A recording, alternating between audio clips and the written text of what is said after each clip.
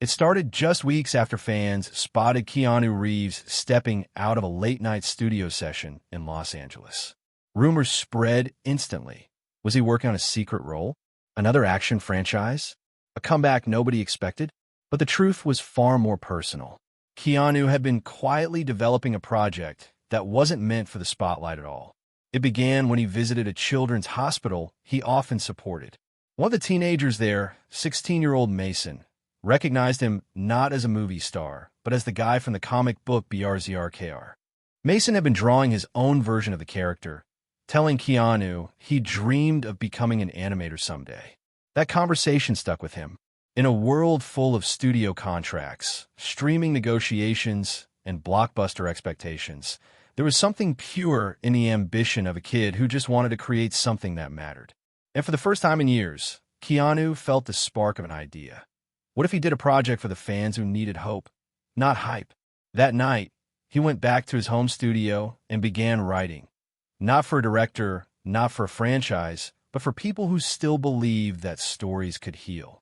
And by the time dawn hit the windows, he knew he was onto something big.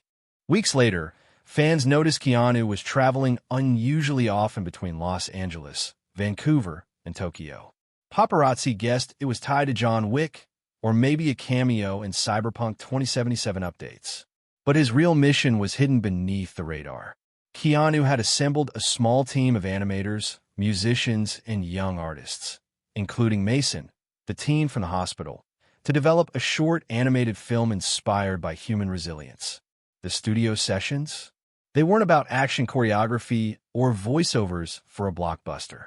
They were about recording an original monologue, one that Keanu wrote himself.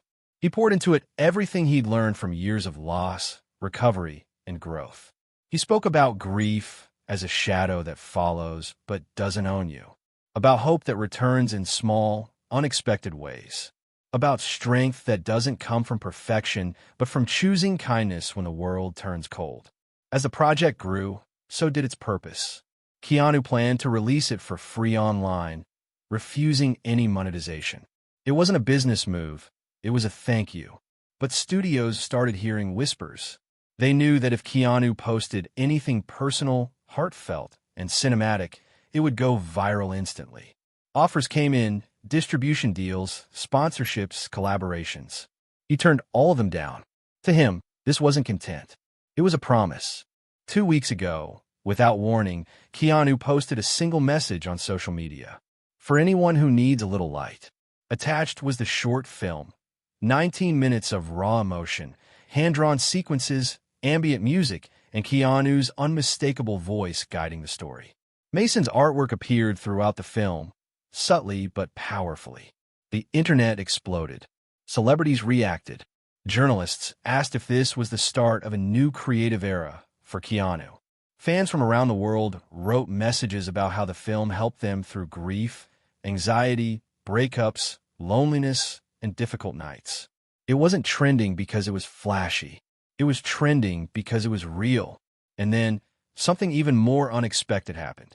The hospital where Mason had been treated announced that Keanu personally covered the entire year's funding for their art therapy program. Quietly, without publicity. Only after fans discovered it did the news break. When asked why he did it, Keanu simply said, "Stories saved me once.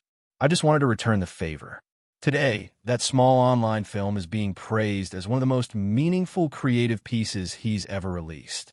Not because of the visuals, not because of the production, but because it reminded the world of who Keanu Reeves is at his core, a humble, gentle force who believes that kindness isn't weakness, but the strongest weapon a person can carry.